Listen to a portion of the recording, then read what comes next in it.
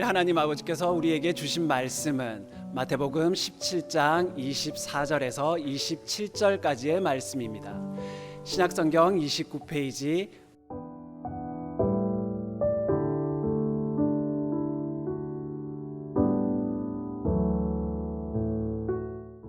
가버나움에 이르니 반세겔 받는 자들이 베드로에게 나와 가로되 너의 선생이 반세겔을 내지 아니하느냐. 가로되 내신다 하고 집에 들어가니 예수께서 먼저 가라사대 시몬아 내 생각은 어떠하뇨. 세상 임금들이 네게 관세와 정세를 받느냐. 자기 아들에게냐 타인에게냐. 베드로가 가로되 타인에게니이다. 예수께서 가라사대 그러하면 아들들은 세를 면하리라. 그러나 우리가 저희로 오해케 하지 않기 위하여 내가 바다에 가서 낚시를 던져 먼저 오르는 고기를 가져 입을 열면 돈 한 세겔을 얻을 것이니 가져다가 나와 너를 위하여 주라 하시니라. 아멘.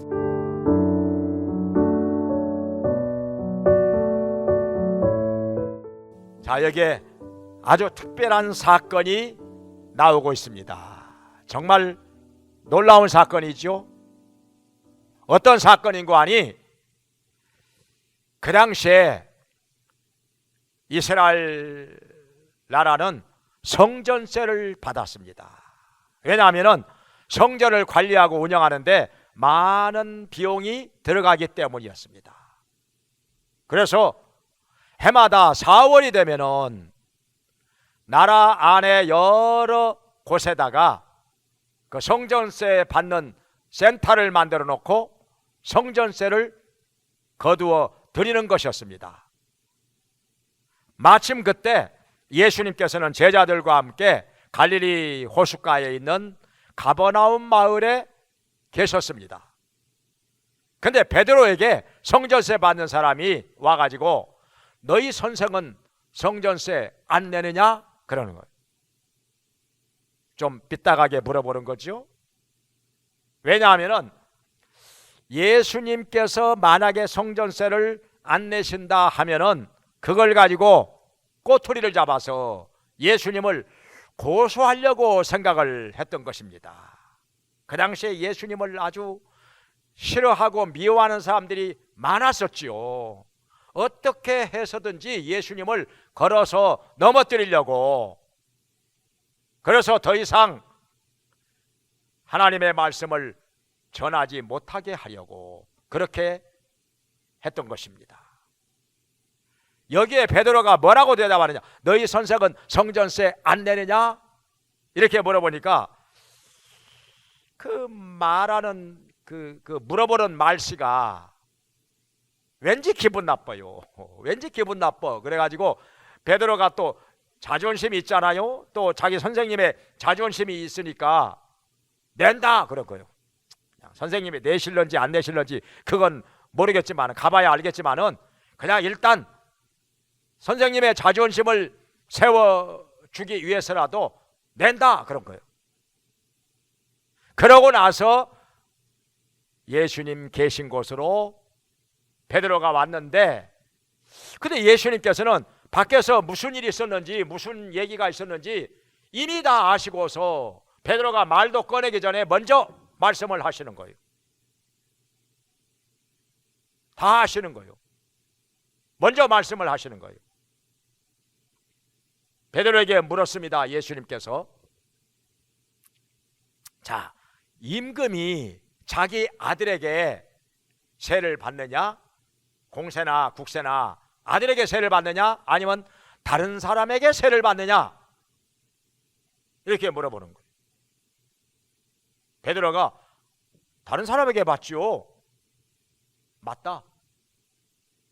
어떤 임금이든지 자기 아들에게 세를 받는 사람이 있겠느냐? 백성들에게서 세를 받는 거지. 그러니까 뭐냐면은 하나님의 성전은 예수님에게 있어서는 아버지 집인 것입니다. 아버지 집이라. 그 전에도 그런 말씀을 하셨죠. 내 아버지 집이라. 내 아버지 집에 내가 있어야 할 것을 어찌 알지 못하느냐, 그런 말씀을 하셨죠. 그러니까 예수님께서 하나님의 아들이신데 하나님 아버지께서 아들에게 세금을 받겠느냐 이거죠. 하나님의 성전이 아버지 집이니까 예수님의 집이나 마찬가지인 거죠. 그런데 어떻게 아들에게 임금이 성전세를 받겠느냐 하는 것입니다. 그러니까 예수님께서는 성전세 안 내도 된다는 거지요. 아버지 집이니까 아들이 성전세 안 내도 된다는 거지요. 그런데 여기서 예수님께서 무슨 말씀을 하시는 거 아니? 안 내도 되는 거지만은 사람들 하여금 오해하지 않도록 하기 위해서 성전세를 내겠다는 것입니다. 어떻게 내느냐? 지금 당장에 돈이 없으니까 베드로에게 시킵니다. 빨리 호수에 가서 낚시를 해라. 맨 먼저 올라오는 물고기의 입을 열어보라. 그러면 거기에 돈 한 세겔이 들어있을 것이다. 그거 가지고 성전세 내라는 것입니다. 예수님 것 반세겔, 베드로 것 반세겔. 그러니까 그 당시에 성전세 반세겔이라고 하면은 장정 한 사람이 이틀 동안 일한 품삯 정도 되었던 것입니다. 오늘날로 하면은 얼마나 될까요? 한 30만 원? 뭐 더 됩니까? 그 정도 되겠죠. 한 30만 원? 한 40만 원? 이틀 거니까. 자, 어떻게 됐을까요? 예수님께서 말씀하신 대로 됐을까요? 안 됐을까요? 여기 성경에는 그 후에 어떻게 되었는지 이런 기록은 없습니다. 기록이 없어요. 뭐 물고기를 뭐 잡았다든지 그 물고기의 입을 열어보니까 뭐가 있었다든지 그런 말씀이 안 나와 있어요, 성경에. 왜 안 나와 있을까요? 그건 말 하나마나 예수님께서 말씀하신 그대로 이루어졌기 때문에 이건 뭐 여기다가 기록을 할 필요가 없었던 것입니다. 기록 안 해도 다 아는 거니까, 다 이루어졌으니까. 베드로도 또 깜짝 놀랐을 거예요. 예수님께서 말씀하신 대로 가서 낚시질을 했는데 맨 먼저 올라오는 물고기의 입을 열어보니까 과연 뭐가 들어있어요? 돈 한 세겔이 들어있는 거예요. 돈 한 세겔이. 한 세겔이라고 하면은 한 무게로 하면 한 10g 정도 되는 건데 그게 들어있는 거예요. 그거 가지고 성전세를 냈지요. 자, 여기서 왜 이 사건이 성경에 기록이 되었을까요?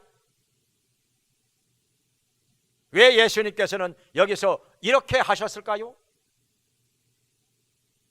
몇 가지 이유가 있습니다. 그 중에 하나는 예수님께서는 모든 것을 다 아시는 전지전능하신 하나님이라고 하는 것을 알게 하시고자 이렇게 하신 것입니다. 다 아시는 거죠, 예수님께서는.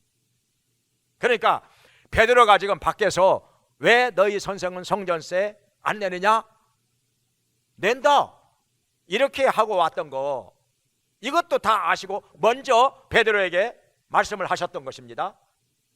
그리고 또 한 가지는 베드로가 지금 여기가 지금 가버나움 마을 아니에요? 가버나움은 바로 갈릴리 호숫가, 바로 호숫가에 있는 마을이다. 그러니까 몇 발짝 가면 바로 호수입니다. 그래서 베드로가 가서 낚시를 하면은 맨 먼저 어떤 물고기가 물고 올라올 것인지 예수님께서 아셨던 거죠. 그 물고기 속에 돈 한 세겔이 들어있는 것도 다 알고 계셨던 거죠. 역시 예수님은 전지전능하신 하나님이시라 다 알고 계셨던 것이라. 이걸 우리에게 지금 가르쳐주고 계시는 것입니다. 사람으로서는 알 수가 없죠. 어떻게 알아요? 낚시를 할 때 맨 먼저 어떤 물고기가 물고 올라올는지 그걸 어떻게 합니까, 사람이? 그리고 그 물고기 속에 돈 한 세겔이 들어있을 것을 어떻게 합니까, 그걸? 예수님이 하나님의 아들이시니까 아시는 거죠. 전지전능하신 분이니까 아시는 거지요. 그걸 다시 한번 여기서 알게 하시는 거고, 또 한 가지, 또 정말 중요한 것이 있습니다. 아주 중요한 것이 있습니다. 그게 뭔고 하니, 여기 오해케 하지 않기 위해서, 사람들이 오해하지 않게 하기 위해서 성전세 안 내도 되는 거지만 내라는 거예요. 물고기 입속에 들어있는 돈 한 세겔을 꺼내가지고 내라는 거예요. 안 내도 되는 거지만은 여기 오해케 하지 않기 위해서, 이게 개역 개정판에는 실족해 하지 않기 위해서 이렇게 번역이 되어 있는데요, 이게 뭐냐면은 다른 말로 하면 덕을 세우기 위해서 그런 말씀입니다. 덕을 세우기 위해서. 왜냐하면은 안 해도 되는 것이라 할지라도 그걸 가지고 다른 사람들이 시험에 들거나 오해를 하거나 실족해야 된다면 그건 덕이 안 되는 거죠. 덕이 안 되는 거지요. 하나님께 영광을 돌리지 못하는 것이지요. 정말 이게 중요하다는 거예요. 이건 무엇이냐? 그만큼 장상한 사람이 되었을 때 다른 사람의 입장까지 생각해가면서 처신을 한다는 것입니다. 지혜롭게 행동을 한다는 것입니다. 오해하는 사람이 없도록, 실족하는 사람이 없도록, 시험되는 사람이 없도록 우리가 최선을 다한다는 것입니다. 물론 바르게 행동을 하는데도 불구하고, 또 지혜롭게 행하는데도 불구하고 오해하고 시험 들고 실족하는 사람이 있을 수는 있지요. 뭐 생각이 모자라서 그러는 걸 어떻게 합니까? 생각이 짧아서 그러는 걸 어떻게 합니까? 그러나 우리는 그런 사람이 생기지 않도록 하기 위해서 최선을 다해야 된다는 것입니다. 지혜롭게 행하기 위해서, 덕을 세우며 살기 위해서 최선을 다해야 한다는 것입니다. 여기서 덕을 세운다 하는 것은 다른 사람의 믿음을 세워준다는 것입니다. 다른 사람의 믿음을 세워준다는 것. 그러니까 영적으로 어린 사람은 나만 생각하는 거죠. 나만 좋으면 되는 거예요. 그냥 남의 눈치 안 봐. 남이 어떻게 생각하거나 말거나, 뭐 시험에 들거나 말거나, 실족하거나 말거나 신경 안 써. 그냥 나 좋을 대로 사는 사람이 영적으로 어린아이라는 것입니다. 영적으로 어린 사람은 그래요. 나 좋을 대로 살아. 그냥 나만 좋으면 돼. 남 어떻게 되거나 말거나 그건 관심 없어. 이게 어린아이라는 거예요. 근데 장성한 사람은 나도 좋아야 되겠지만은 다른 사람들도 영적으로 세워지도록 신경을 쓴다는 거예요. 다른 사람의 믿음이 세워지도록 관심을 가지고 배려하고 마음을 쓴다는 것입니다. 나 때문에 시험 드는 사람 없도록, 오해하는 사람 없도록, 실족하는 사람 없도록 최선을 다해서 두루두루 살펴가면서 산다고 하는 것입니다. 이게 영적으로 장성한 사람이요, 영적으로 성숙한 사람이라는 것입니다. 그런데 성경에서는 여기 에베소서 4장 12절에 말씀하시기를 그리스도의 장성한 분량에까지 이르도록 하라 이렇게 말씀하셨습니다. 그리고 15절에서는 사랑 안에서 참된 것을 행하여 범사에 그에게까지 자랄지니라, 예수님에게까지 자랄지니라 이렇게 말씀하셨던 것입니다. 예수님처럼 장성한 사람이 되라는 것입니다. 예수님에게까지 자라도록 노력을 하라는 것입니다. 늘 마음을 쓰고 기도하면서 노력을 하라는 것입니다. 그러니까 우리가 예수님처럼 될 수는 없죠. 그건 불가능한 것이죠. 어떻게 예수님처럼 되겠습니까? 불가능한 것이지만은 그렇게 목표를 정해놓고 노력을 하라는 것이죠. 그러니까 산 꼭대기까지 올라가려고 마음을 먹으면 산 중턱까지는 올라가죠. 그래도 그런데 목표를 산 중턱까지만 올라가리라 이렇게 마음을 먹고 올라가면은요, 중턱도 못 올라가서 그냥 피곤하고 지칠 수 있습니다. 그림을 그려도 호랑이를 그리려고 하면은 고양이라도 그려져요. 근데 처음부터 고양이를 그리려고 하면은요, 그냥 쥐새끼나 그려질 수도 있어요. 목표를 높게 두는 거, 그만큼 높게 올라간다는 것입니다. 목표가 중요한 것이죠.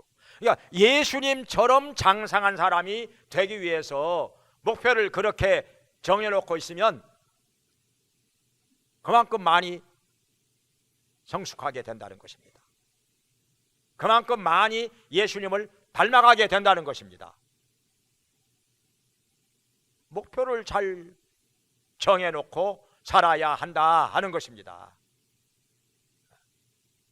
또 고린도후서 3장에 보면은 그리스도의 형상으로 화하여 이렇게 말씀하고 있습니다.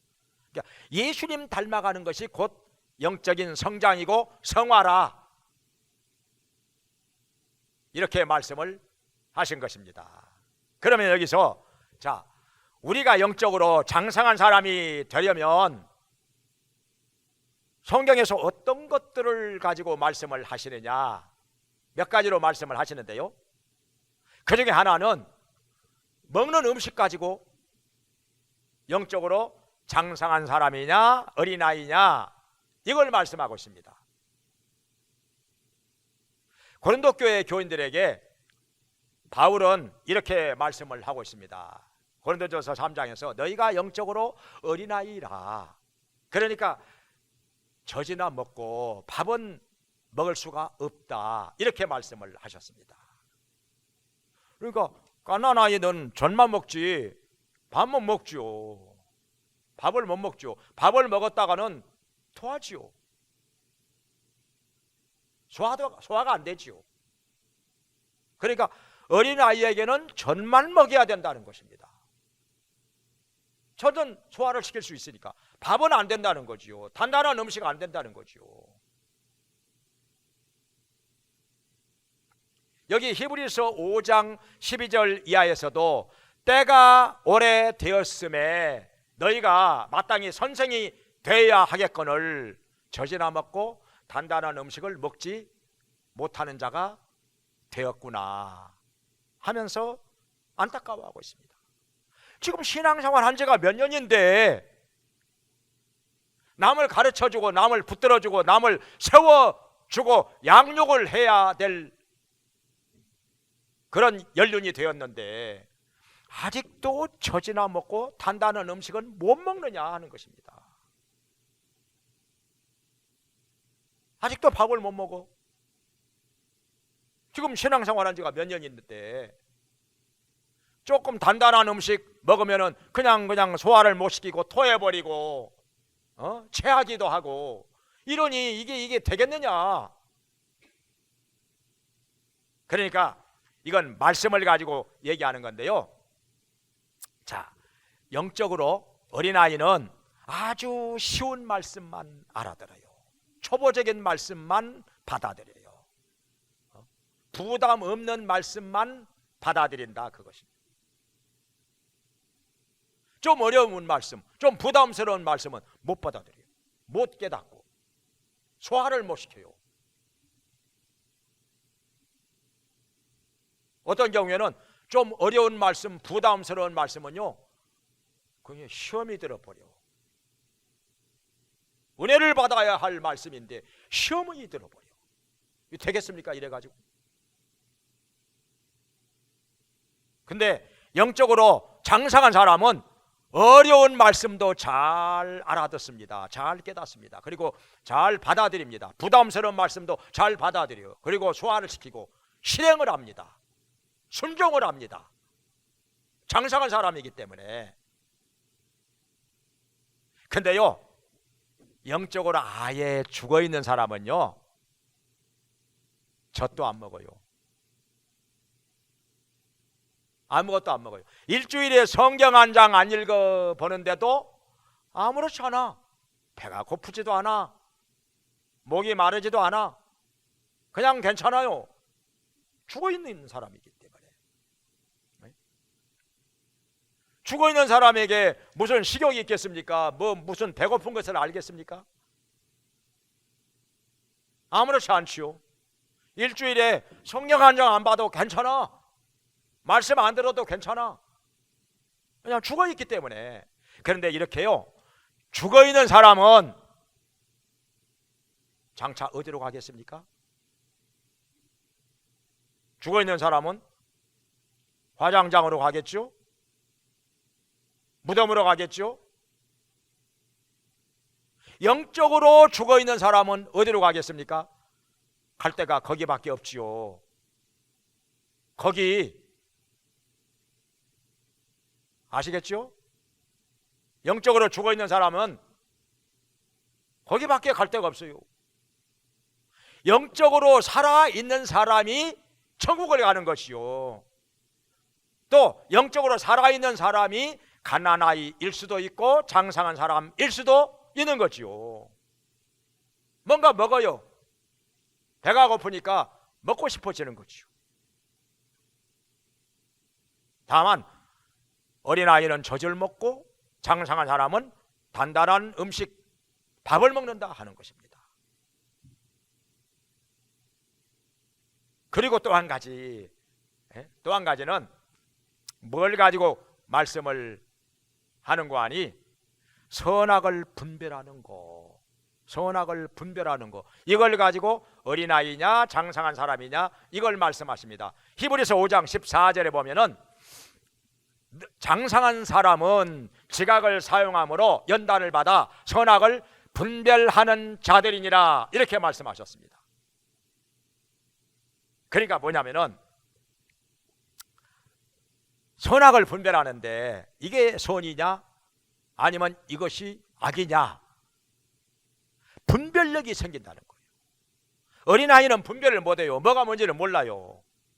뭐가 선인지 뭐가 악인지 잘 몰라. 그냥 아무데나 따라가. 그런데 장성하게 되면은 분별력이 생겨가지고 이거의 선인지 악인지 안다는 것입니다. 이것이 정의인지 이것이 불의인지 안다는 거예요. 이것이 참인지 거짓인지 안다는 거예요. 이것이 하나님의 말씀인지 아니면 이단의 교묘한 속임수인지 안다는 거지요. 이걸 분별력이 생긴다는 거예요. 어떻게 해서 분별력이 생기느냐? 지각을 사용함으로 연단을 받아, 훈련을 받아, 이렇게 된다는 거예요. 그러니까 경험이 쌓여서 된다는 거지요. 그러니까 어린아이가 갓난아이 때는요, 이제 우리 새별이처럼 이제 새별이가 이제 뒤집는 재주를 익혀가지고 틈만 나면 뒤집습니다. 이제 요즘에 틈만 나면 뒤집어. 이제 그 다음에는 이제 기어다니는 단계가 되겠죠. 이게 기어다니게 되면 어떻게 되느냐? 방바닥에 있는 거, 손에 닿는 거 다 입으로 가져가. 입에다 넣어가지고, 예? 이걸 깨물어 보고 빨아보고 맛을 보고 그러면서 안다는 거죠. 이게 먹을 것인지 못 먹을 것인지. 예? 점점 분별을 하게 됩니다. 그리고 손으로 만져보고 나서 이게 뜨거운 것인지, 예? 아니면은 가지고 놀아도 되는 것인지 그걸 안다는 거죠. 해봐야 알아요. 해봐야. 그러니까 어린아이들은 막 뜨거운 거 모르니까 막 아무거나 만지려고 하니까 일단요 약간 뜨거운 것을 이렇게 손을 가져다가 딱 대게 해봐야 돼요. 그래갖고 뜨거 가르치잖아요. 뜨거. 그러면 그때부터 뜨거운 것이 이렇게 이런 거구나. 손을 대면 안 되는 거구나. 그걸 안다는 거죠. 경험으로. 그러니까 지각을 사용함으로 연단을 받아 선악을 분별하게 된다는 거지요. 분별력이 생기면서 성장을 하게 된다는 것입니다.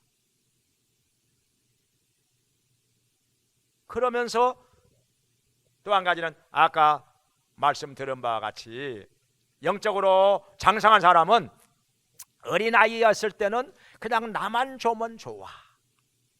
나 좋을 대로만 살아. 남은 그냥 신경 안 써. 남 어떻게 되거나 말거나 뭐 시험에 들거나 뭐 그런 건 관심도 없어. 남이 뭐 실족을 하거나 뭐 관심이 없어. 그냥 나만 좋으면 돼. 그게 어린아이란 말이죠. 근데 장성하게 되면은 두루두루 살펴가면서 혹시 나 때문에 시험에 드는 사람 없나, 오해하는 사람 없나, 실족하는 사람 없나, 상처받는 사람 없나, 생각을 해가면서 산다는 거죠. 이게 장성한 사람이라. 장성한 사람이라. 더 나아가서는 장성한 사람은 하나님께 영광을 돌리는 데 신경을 씁니다. 나로 인해서 하나님께 영광이 돌아가는가, 아니면 하나님의 영광이 가려지는가 신경을 쓴다는 거예요. 또 덕을 세우느냐, 나 때문에 다른 사람이 믿음이 세워지느냐, 믿음이 성장하느냐, 아니면 믿음이 무너지느냐, 믿음이 막혀버리느냐, 이걸 엄청나게 신경을 쓰면서 생각을 하면서 이것 때문에 기도하면서 산다는 거예요. 이게 장성한 사람이요. 장성한 사람이요. 그러니까 이 신앙이 장성한 사람은요, 꼭 신앙의 연륜만 많다고 해서 장성한 사람이냐, 그건 아니라는 거예요. 신앙생활한 지 오래 되었는데도 불구하고 아직도 어린아이인 상태에 있는 사람도 있어요.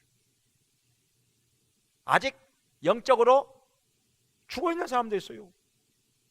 성경 한 장 안 봐. 기도도 안 해. 기도가 영적인 호흡인 건데 영적으로 죽어 있으니까 아무런 감각이 없는 거지요. 배고픈 것도 모르고 답답한 것도 모르고 목마른 것도 모르고 죽어 있으니까. 그러니까 신앙의 연륜이, 근데 신앙의 연륜이 그렇게 길지 않는데도 불구하고 영적으로 장성한 사람도 있습니다. 아주 깨어있는 사람도 있어요. 성경에 보면은요, 여기 고린도 교회하고 데살로니가 교회를 비교해 볼 수가 있는데요, 고린도 교회는 바울이 1년 6개월 동안 머물러 있으면서 복음을 전하고 말씀을 가르쳤습니다. 그런데도 다 어린아이들이요. 다 어린아이들이요. 장성한 사람이 없어요. 없어요. 한 명도 없어. 장성한 사람이 한 명도 없어. 그러니까 바울이 그렇게 말하잖아요. 너희가 다 어린아이라 젖이나 먹고 밥은 먹을 수가 없다. 너희 가운데 이렇게 장성한 사람이 없느냐, 지혜 있는 사람이 없느냐, 그렇게 말씀하시죠. 뭐 고린도 교회 교인들이야 자기들 나름대로 자기들이 굉장히 똑똑하고 아주 영리한 사람들이라 그렇게 생각을 하고 자부심이 있는데, 바울이 이렇게 말하니까 아마 좀 자존심은 상했겠죠. 기분 안 좋았겠죠. 그러나 바울은 성격상 그냥 긴 건 기고 아니면 아니고 그냥 사실대로 솔직하게 진실하게 말하는 성격이라, 어린아이라 너희들 장성한 사람이 없어. 그렇게 말씀을 했습니다. 근데 데살로니가 교회는요, 바울이 한 달도 채 머물러 있었습니다. 그러니까 주일로 하면 3주 동안 거기서 머물러 있었어요. 3주 동안. 그러니까 한 달이 조금 안 되게 거기 머물러 있으면서 복음을 전하고 회당에서 말씀을 가르치고 했는데, 얼마나 이 사람들은 신앙이 좋은지, 얼마나 신앙생활을 잘했는지 소문이 났어요. 믿음의 소문이 마게도냐와 아가야 전역에 두루 퍼졌다고 했습니다. 그러니까 마게도냐, 아가야 하면 그리스 남부, 북부, 그리스 전역에, 전국에 다 퍼졌어요. 네? 그리스 전국에 다 퍼졌어요. 믿음의 소문이. 저들 신앙생활 잘한다. 데살로니가 교회 교인들 신앙생활 정말 잘한다. 여기 데살로니가전서 1장에 보면은 구체적으로 믿음의 역사와 사랑의 수고와 예수 그리스도 재림에 대한 소망의 인내로 풍성했다는 거죠. 그리고 신앙생활이 균형이 잡혔어요. 어느 한쪽으로 치우치지 않고 균형이 잡혔어요. 성경도 열심히 읽고 듣고, 그리고 기도도 많이 하고, 영적인 체험도 있고, 전도도 열심히 하고, 사랑의 실천도 열심히 하고, 이렇게 신앙생활이 딱 균형이 잡혔단 말이에요. 신앙생활은 이제 얼마 되지도 않은 사람들이. 그러니까 데살로니가 교회 성도들은 마음의 바탕이 아주 좋았다는 것입니다. 바탕이 좋았다는 거지요. 옥토라는 거지요, 마음의 밭이. 근데 고린도 교회 교인들은 훨씬 더 오랜 기간 동안 바울에게서 말씀을 들었고 가르침을 받았는데도 신앙생활이 제대로 안 되는 거예요. 어린아이들만 있어. 그리고 소문이 난다고 하는 게 좋은 소문이 아니라 4개의 분파로 나누어져 가지고 서로 분쟁이 있다. 또 뭐 무슨 사건이 있어 가지고 불신자한테 고소를 했다 하더라. 성도들끼리 싸워 가지고. 또 뭐 결혼에 대한 문제, 우상의 제물에 대한 문제, 머리에다가 수건 쓰는 문제, 뭐 성찬식에 대한 문제. 왜 그렇게 문제가 많아? 그래가지고 그 안 좋은 소문이 멀리 떨어져 있는 바울에게까지 들리는 거예요. 그러니까 바울이 너무너무 안타까워가지고 편지를 써서 이렇게 보낸 거잖아요. 고린도전서, 고린도후서, 그리고 직접 찾아가기도 몇 번 했고. 그런데 말을 잘 안 들어요. 고린도전서하고 고린도후서 그 사이에 고린도 교회를 한번 방문을 했거든요. 바울이 안 들어. 그래서 고린도후서를 또 보낸 거죠. 안 들어. 그렇게 세밀하게 아주 하나하나 막 예화를 들어가면서 이렇게 가르치고 설명을 하는데도 안 들어. 그러니까 고린도후서를 보내고 나서 기록을 보면은 바울이 또 갑니다. 고린도 교회를 또 방문합니다. 지지도 말 안 들어. 얼마나 고집은 세고 얼마나 미련 맞은지. 말을 해도 못 알아듣고 안 받아들이고 고집은 세고 교만하고. 그러니까 영적인 어린아이 상태에서 못 벗어나는 거지요. 기저귀를 못 빼는 거요. 근데 자기들이 굉장히 스스로 아주 지혜롭고 똑똑하고 신앙생활 잘한다고 믿고 있는 거지요. 사실은 그게 아닌데, 바울이 볼 때는 어린아이들인데 아주 믿음 좋다고 스스로 그렇게 믿고 있는 거지요. 그러니 얼마나 안타까운 일입니까? 정말 안타까운 일이지요. 그래서 우리는 신앙의 연륜만 가지고 말할 수는 없다 하는 것입니다. 그러니까 때가 이렇게 오래 되었는데, 신앙생활 그렇게 오래 했는데도 아직도 젖만 먹느냐, 아직도 단단한 음식을 먹지 못하고 남을 가르칠 나이가 되었는데, 남을 붙들어주고 세워주고 그럴 나이가 되었는데, 신앙의 연륜이 그 정도 됐는데 아직도 젖만 먹어. 아직도 가르침을 한참 더 받아야 되느냐 이거죠. 남을 가르쳐야 되는 연륜인데, 그래서 우리는 믿음이 장성한 사람이 되도록 날마다 힘쓰고 노력을 하고 기도해야 할 것입니다. 그리고 믿음이 장성해 가지고 덕을 세우면서 살고, 이 세상에서 교회 안에서만 잘하는 것 가지고 안 되는 거예요.